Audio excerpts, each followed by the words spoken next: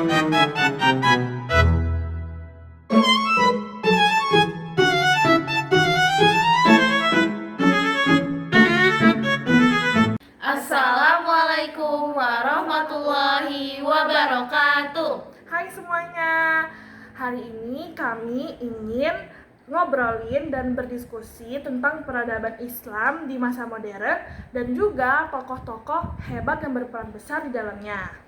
Iya benar, mungkin banyak yang ngira kalau zaman modern tuh Islam udah nggak berjaya lagi.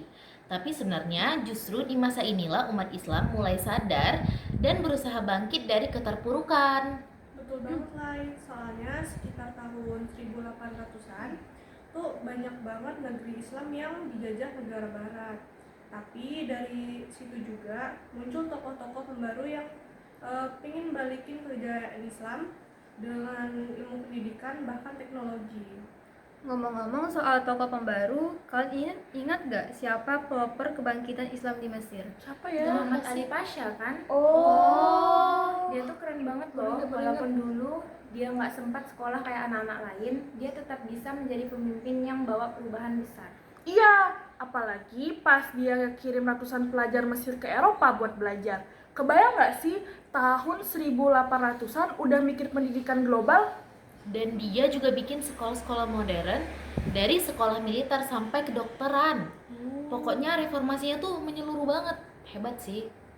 Nah, setelah Pasha muncul, juga Rifa'ah Muncul juga Rifa'ah Tahwi ya?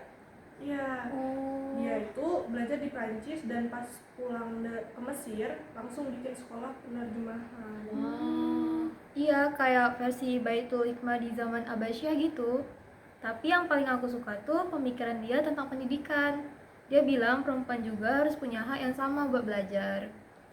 Dan dia juga tekankan cinta tanah air. Bukan cuma ukhuwah Islamiyah, tapi juga nasionalisme.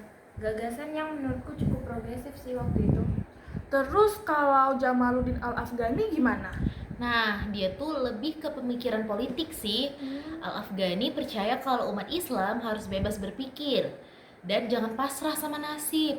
Dia juga menentang kolonialisme habis-habisan tuh. Benar, dan muridnya Muhammad Abduh juga punya pengaruh besar. Dia ngajarin kalau Islam itu logis dan bisa nyatu sama modernisasi, nggak harus selalu kaku. Makanya dia dukung pendidikan sebagai kunci kemajuan. Abdul juga mikirin reformasi pemerintahan supaya umat Islam punya kekuatan sendiri dan gak terus ketergantungan sama penjajah. Ngomongin murid Abduh, jangan lupa sama Rashid Ridho.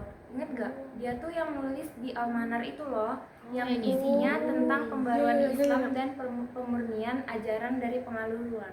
Iya, dan beliau tuh ngingetin banget kalau sains dan teknologi itu penting. Jangan sampai umat Islam ketinggalan karena terlalu pasrah sama keadaan.